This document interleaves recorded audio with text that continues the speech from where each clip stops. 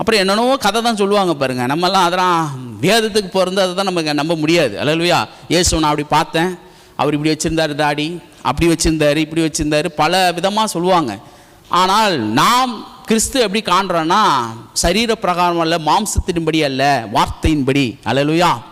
அவர் கிறிஸ்து அப்படி காண்றோம். ஏன்னா ஆப்பிரிக்கா தேசத்தில் போய் பார்த்தாங்களாம். ஆப்பிரிக்காவில் போய் ஒருத்தர் மிஷினரி ஊழியம் பண்ணுறதுக்கு போயிருக்கிறார். போனால் அந்த வீடுகளில் போய் பார்த்தீங்கன்னா அவர் ஆப்பிரிக்காக்கார் இயேசுவாக நடிச்சிருக்கிறார். அப்போ இயேசு பார்த்தீங்கன்னா சுருட்ட முடியும், தாடி வச்சுக்கிட்டு அவர் வீட்டில் எல்லா வீட்லேயும் ஃபோட்டோ இருக்குதான்.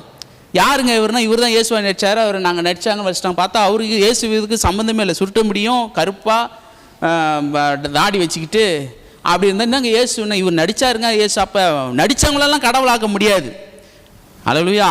அப்படி இருந்தால் இயேசு ஓவியத்தை சொல்லி எனக்கு ஒரு ஸ்டில் எடுப்பா, என்னை ஒரு வரைங்கப்பா, என்னை சீசனில் வரைங்கன்னு சொல்லியிருக்கலாம் இயேசு. அப்போ இயேசு தன்னை வெளிப்படுத்தணும்னு அவர் நினைக்கவே இல்லை. ஆனால் கடைசியாக பார்த்தீங்கன்னா பவுலுக்கு அவர் காட்சி அளிக்கிறார். அல்லேலூயா. பவுலுக்கு காட்சி அளிக்கிறார், அந்த காட்சியை விவரிக்கிறார்.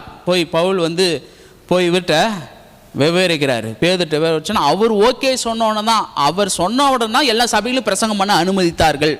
அப்படிப்பட்டது. அப்போ என்னன்னா அறியாமல் தான் கிறிஸ்துவ அடித்தார். ஸ்தேவானை சாகடிக்கும் பொழுது அந்த பின்னணியில் அவங்களோட வஸ்திரங்களெல்லாம் அடித்து சாவடிக்கிறாங்க பாருங்க. அவங்களோட வஸ்திரங்கள்லாம் கையில் வச்சுட்டு நிற்கிறார் சவுல்.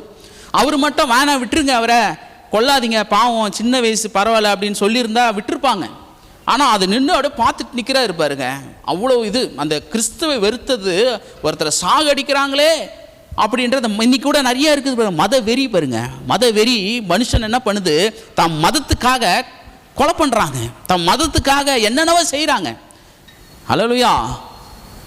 கிறிஸ்து இயேசு நியாயத்திற்கும்படியாய் பிதானவர் அவர் அனுப்பாமல் உலகத்தை ரட்சிக்கும்படியாக இயேசுவை அனுப்பினார். இரட்சகராய் அனுப்பினார். ஜனங்களுடைய பாவங்களை சுத்திகரிக்கும்படியாக மீட்பராய் அவர் அனுப்பினார். அதனால்தான் நியாயம் தீர்க்க வரல, அவர் உலகத்தை ரட்சிக்கும்படியாக. அவன் எப்படிப்பட்ட அநியாயக்காரனாக இருந்தாலும் பொல்லாதவனாக இருந்தாலும் கிறிஸ்தவர்கள் மறு வார்த்தை பேசுவதில்லை, கிறிஸ்தவர்கள் மற்றவர்களை அடிக்குவதில்லை. கிறிஸ்தவர்களும் கல்லுக்கு கல் எடுத்தால் சொல்றாரு, கல்லுக்கு கல் பல்லுக்கு பல்லு தான் இந்த உலகம் போயிட்டு இருக்குது. நீங்க ஒரு கண்ணத்தை அறிந்தார் மறு கண்ணத்தை காட்டுங்களா கிறிஸ்தவம். ஏன் நம்மளுக்கு அடிக்க தெரியாதா? நம்மளுக்கு சண்டை போட தெரியாதா? நம்ம அடிச்சா அவனுக்கு ரத்தம் வராதா? அல்லேலூயா. நம்ம திட்டினா அவனுக்கு காயப்படாதா? உள்ளத்துல படும். ஆனால் கிறிஸ்துவ நிமித்தம் நாம் பாட அனுபவிக்கிறோம். கிறிஸ்துவ நிமித்தம் நம்ம சாந்த குணமுள்ளவர்களாக இருக்கிறோம். இயேசுவை போல மாற வேண்டும் என்று விரும்புகிறவர்கள் இதெல்லாம் ஃபாலோ பண்ண வேண்டும். சிலுவை தூக்கி கொண்டு நடக்கணும்னா அவரை ஃபாலோ பண்ணணும்.